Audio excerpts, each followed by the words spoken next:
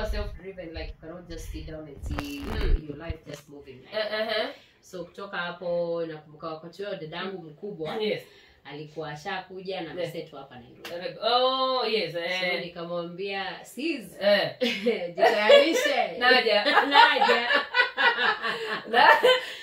Asiza akaichukulia je hiyo. Nakuja vipi?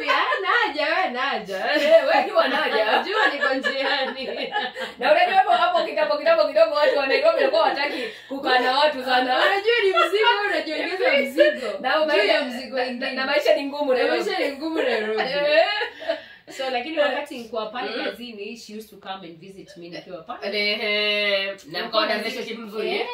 She's my best friend. My sister is my best friend kwa miaka yote. Wow, kabisa. So wakati alikuwa ananitembelea nikiwa kazini, kwa siku moja nitakuja. Nitaja kwa yadi yangu. Hata kama si Nairobi, I'll have my own Timber Yard. I don't know where or how. Lakini siku moja. One day I had it in my heart. Siku moja. Yes. Siku moja nitaja na yadi ya kwangu. Kwa hivyo pale ambapo ulifanya kazi yule mtu alikuinspire sana na hiyo biashara. Unaona sasa pato na mimi ninaingia unajua byamas on a daily basis. Pesa inaingia.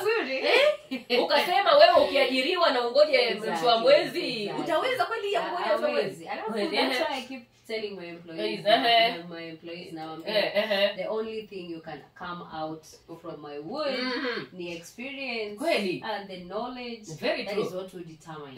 Kabisa. Ile pesa yenye utapata. Experience and knowledge na yenye utaondoka naye hapa itakusukuma the rest of your life. Kabisa. Hadi sahi whatever I got from that Timber Yard is what has kept me today. Unaona ulienda pale na hukutoka tu, ulitoka na maarifa. Unaona na maarifa na hiyo ndio imenisukuma hadi penye niko siku ya leo. Ni nzuri sana hiyo. Kwa hivyo damata mtu yote ambaye anafanya labda kazi mahali popote pale, akienda asifanye kazi tu na kwenda zake. Usifanye ni kama tumesukuma, usifanye kama eti si yangu huo msemo ananisha pesa kwa mfuko wake. Hapana, get all, yani try to get all the information that you can get to I mean like elewa biashara yenye iko ndani nje. Usitoke hapo utoke mikono mitupu. Hata wengine wenye nasikia stories zao wanasema tulianzia hapa ni kwa nimeajiriwa hapa.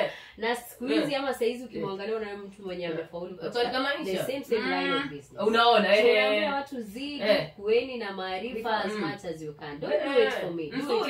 Nzuri sana hiyo. Unajua pia vijana wetu tunataka watoke katika ile eti kwamba umemwajiri, anaona sasa anakufanya wewe uwe tajiri. Yeye anaona anaona hivyo na ukiwa hivyo by the way unatoka hapo hauwezi na kufungua kibanda cha mboga. Unaona nyumbani unakuwa idle kabisa. Alafu unalaumu na shida ukilaumu katika mitandao ya kijamii. Na ni nzuri hiyo, yani nimependa sana hiyo. Ukaja Nairobi sasa kwa sister. Basi nikaja kwa sister. Niko pale nyumbani kweli. Na nilikwambia mtu akiwa self like mtu aggressive huwezi kaa chini. Huwezi kaa chini. Like unasikia lazima wewe unafanya kitu cha muhimu kwenye maisha yako. Kweli kabisa. So mimi hapo sikupata kazi. Kazi hapa Nairobi ikawa ni ngumu. Unaangalia dadangu pale mwingine pia yeye ni struggle pia. So nikaanza nikakuwa na akili ya kuanza kuzungusha vitu gani sasa? Nikaanza kuzungusha dawa za meno, nikazungusha ulikuwa unaenda kama glasi za maji, bebe KBC. Sitawahi sana. Umekuja sana KBC walikuwa kwa customer sana. Mpaka pale kwa gate kwa nafikiria mimi mfanyakazi mmoja. Karibu nipewe budget nyingine.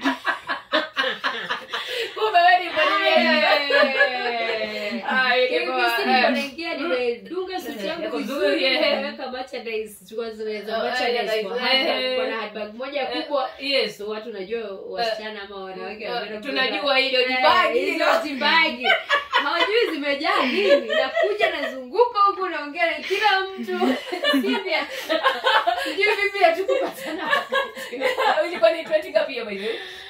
Ilikuwa 20, it was around 2014, 2013. Na nilikuwa imagine nilikuwa most probably sijui kwa nini kwa nini Kwa hivyo na sasa hiyo pia unazungusha hizo vitu kama uko smartly dressed kabisa, niko na vizuri, yani nimevaa high heel kangu na ni kama mbona unaenda ofisi basi. Na ndio hivyo inatakikana.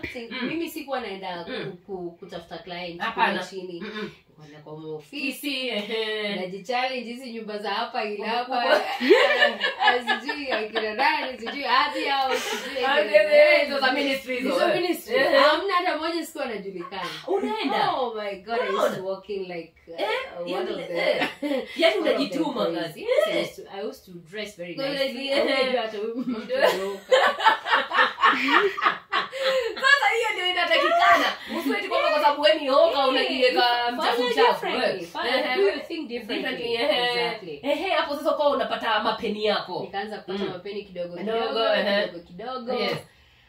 Basi nikaanza kuleta watu. Mimi ikawa sitazungusha tena, nikaanza kutafuta watu wa kunizungusha. Yani hapo ukamake profit. Pale dadangu alikuwa na ofisi, nikamwambia tuwe na nipate nafasi. Hapa ndio sasa plan ndio hii. This is the plan.